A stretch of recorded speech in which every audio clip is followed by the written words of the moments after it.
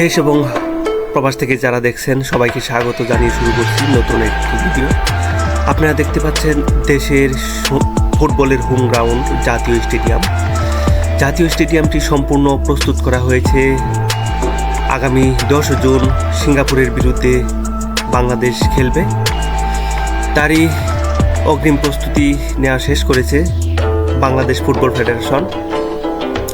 চমৎকার এই স্টেডিয়ামটি সংস্কার করতে ব্যয় হয়েছে প্রায় 160 কোটি টাকা। সাজানো হয়েছে ভেতরের অংশ এবং ফ্লাড লাইট, উপরের ছাদের ডিজাইন করা হয়েছে ইউরোপিয়ান স্টাইলে। দেখতে পাচ্ছেন চমৎকার এই স্টেডিয়ামটি এখন ইউরোপিয়ান আদলে দেখতে পাচ্ছি আমরা।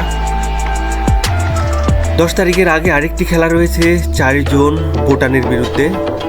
এই খেলার মধ্য দিয়েই প্রায় 35 মাস পর আবার ফুটবল ফিরে আসছে জাতীয় স্টেডিয়ামে।